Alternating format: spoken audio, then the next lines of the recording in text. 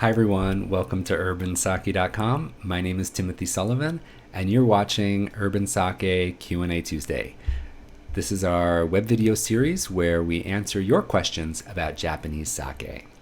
Before we get to today's question, I want to remind you that you can email me anytime at questions@urbansake.com to submit your question, or you can go to urbansake.com/questions on the web to learn more about this video series.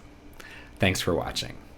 So let's get to today's question. It comes to us from Dave, and Dave writes, how long does sake last unopened, assuming it was stored properly? Dave, thanks for your question, and here is my answer.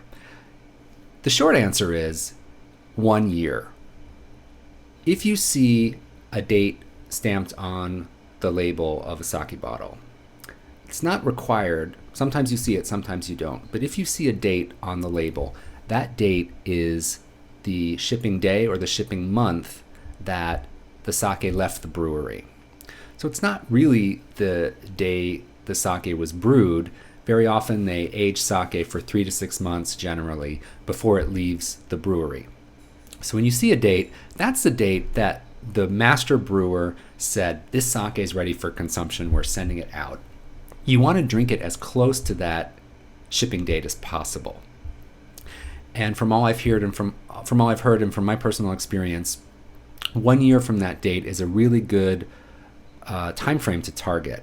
Personally, I've had experience storing sake longer under ideal conditions, which are in the refrigerator, no exposure to heat or light, low, steady temperature. And I've extended that to 2 years without much problem. So if it's stored really under super ideal conditions, my experience has led me to believe you can extend that to 2 years. I've also tried very high quality sake that I've stored longer than 2 years, and the results were not as favorable. The sakes kind of lost their shine and really became dull in taste, and they should have been really fantastic super premium sakes, and I stored them a bit too long and they lost a little bit of their edge. So you can stretch it a bit, but even ideal storing conditions are not going to be good for every sake. Just a quick side note, there is a type of sake called koshu, which is aged on purpose, and many brewers are starting to experiment with this style of sake. It's quite rare and you don't find it very often, but when you do, it might be fun to experiment with trying some koshu style sake as well to see what aging under supervised condition at the brewery can do to the taste of the sake. So you might want to give that a try as well.